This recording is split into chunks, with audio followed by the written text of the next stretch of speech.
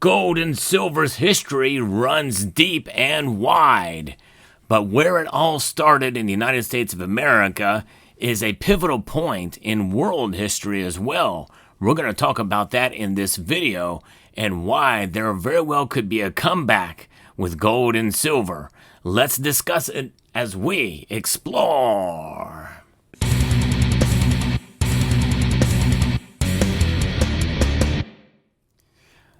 I'm a fan of history. The older I get, the more I appreciate the things of the past. Although I do love technology and the things that are coming, there's a lot of promise in the future for sure. I think gold and silver very well could be a part of that. We're going to get to that later in the video.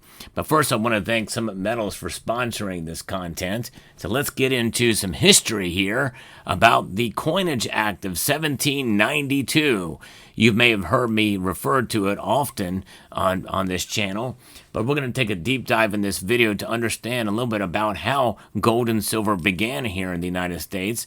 And this is a piece here from Joshua Glosson. Long before fiat currency, digital dollars, or cryptocurrency, America's founders sought to anchor the young nation's economy in gold and silver with sound money. That's exactly what it is, because we have now the dollar, which was defined in 1792 and that is the precipice for sound money, as its weight in gold and silver. This is what the dollar looks like today. It is just a ghost of what it was back then. It is still money, but it is unsound money or bad money. Gold and silver are good money. Now, on April 2nd, 1792, about 233 years ago, President George Washington signed legislation that established America's monetary system. It's also known as the Mint Act and officially titled "An Establishing a Mint and Regulating the Coins of the United States." The Coinage Act of 1792 is regarded as one of the most foundational laws in U.S. history. Indeed, it is. And of the founding fathers, Thomas Jefferson, James Madison, John Adams, and George Washington each advocated that gold and silver coins should be used as the money for the nation. America's first Treasury Secretary and fellow founding father, Alexander Hamilton, advocated for a hard metal standard and helped design the U.S. dollar based on the widely circulated Spanish milled dollar, also known as the Spanish real or the pieces of eight. Before authoring the Coinage Act, Hamilton warned in 1790 to emit an unfunded paper as a sign of value certainly has some advantage of a temporary nature, but it is calculated to produce great mischiefs in the long run. It was the seminal sound money law that established the United States Mint in Philadelphia, created a decimal currency system, defined U.S. coins by weight and metal, and authorized a gold and silver standard, the bimetallic standard, and it followed the intent of the Constitution itself. Before we get there, let's take a small step back. He doesn't mention in this piece, but I'll refer to the continental currency that the colonies had put together in the early years of the nation from 1776 to fund the Revolutionary War. But they were script, and that script was counterfeited by the British to try to circumvent the young United States of America before there was a constitution or even the Articles of Confederation. And of course, that script ended up failing, and we saw that happen again in the Civil War as well. We'll get into that in a moment, but a paper always dies in the end. And there's no question that even though the dollar is dominating right now, sooner or later this is going to die as we know it, because it's just a reinvention of previous versions of the dollar. But the original is the best. Their sequels never do pan out. When people refer to constitutional money, they're referring to gold and silver coins. In fact, we often refer to these coins as pre-33 gold, but in reality, they are constitutional gold, just as this is constitutional silver that we see here too. But nonetheless, the pre-33 gold really refers more to what happened in 1933, 1934, with the banishment of gold to be owned by citizens of the United States of America. Article 1, Section 8, Clause 5 of that U.S. Constitution says that the federal government, Congress, says of the federal government that Congress shall have power to coin money, regulate the value thereof, and of foreign coin, and fix the standard weights and measures. Indeed, that's right. Now, it can regulate the value thereof to be able to coin money. So in a sense, that is really the establishment of the ability of the Congress to take away the precious metals in our coins. And that's exactly what we have today. More on that later, which is unfortunate that wiggle room is there. So Article 1, Section 10, Clause 1 of the Constitution states that no state shall make anything but gold and silver coin a tender of payment of debts. So after Article 1, Section 8 came Article 1, Section 10.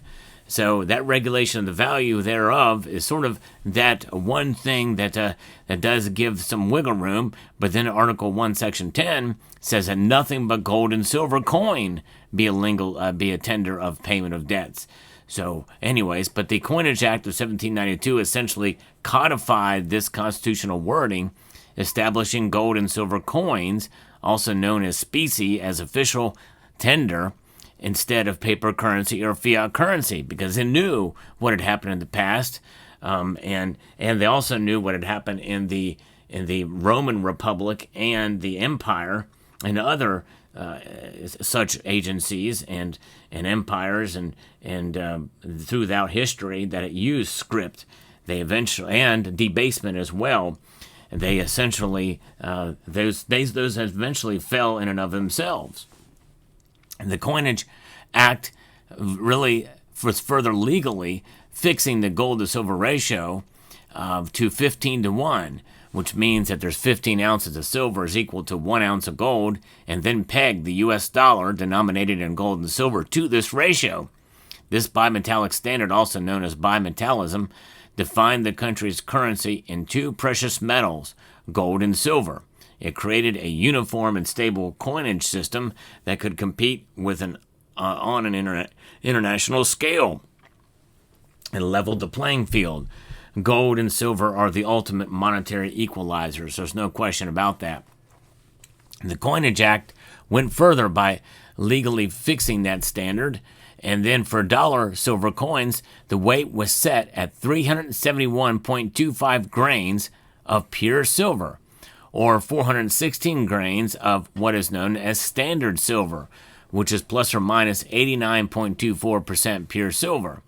This equals around 0.7734 troy ounces of pure silver, or 0.8667 troy ounces of standard silver.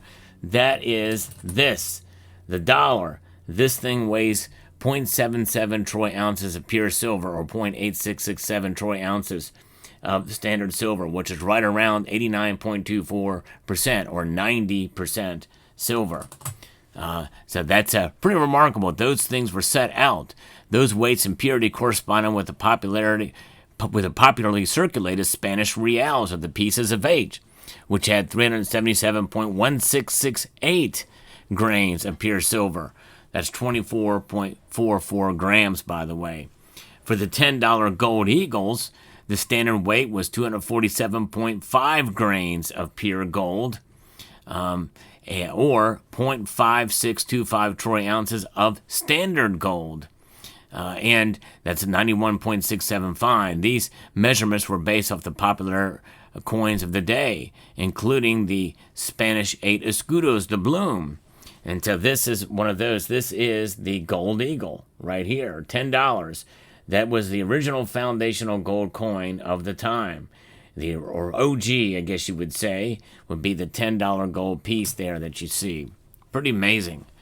Yes, and now and 90% gold is also what we've seen as has changed over the years as well. With money made of gold and silver, inflation was almost non-existent, although it did exist to some degree. The government was far more restricted, and people were able to afford more with less while paying off debts and planning for the future. Since 1792, there have been at least a dozen changes to the U.S. currency and monetary system, essentially redefining the meaning of the U.S. dollar. The changes were often slow and methodical, but simultaneously detrimental to the antithesis of everything the Constitution and the founders intended. The country abandoned bimetallism through the Coinage Act of 1873, widely known as the Crime of 73, by demonetizing silver as part of the monetary system. Then in 1900, the country established a gold-only standard under the Gold Standard Act. By 1933, the U.S. would no longer embrace gold at all, at least domestically, and this would lead to a heavy devaluation of the purchasing power of the U.S. dollar. Per government statistics, this equates to around 96.02% loss of purchasing power since 1933. In 1965, silver was eliminated from coins altogether, and by 1971, the country adopted a fully fiat currency. And by the way, 1965, only the half dollar had a piddly 40% amount of silver in it. And so that is what had happened. And so this equates to that big loss. And then we're now in a fully fiat system that happened in August of 1971. $1 purchasing power in 1971 now requires around $8. This means that the U.S. dollar has lost around 87.5% purchasing power since 1971 alone. A dramatic increase in the loss of purchasing power because of inflation. The monetary policy shift away from the gold and silver constitutional sound money to fiat currency has created widespread adverse inflation, a tyrannically unaccountable governing body, and the cost of living and properly planning for the future has become oppressively burdensome.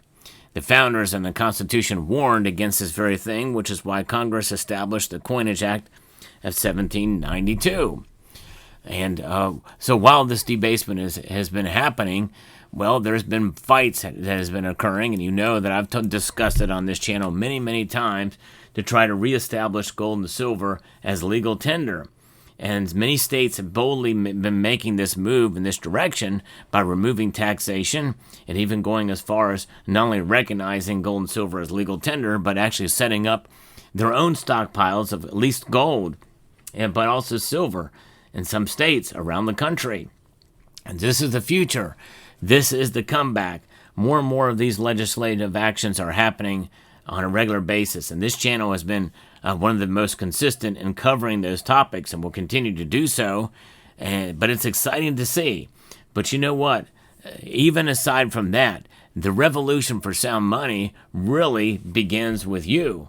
The more people that stack even just a little bit of gold and silver and hold on to it as a store of value, the better off we're all going to be. And so that's why this channel exists, to help evangelize the idea of having gold and silver as sound money.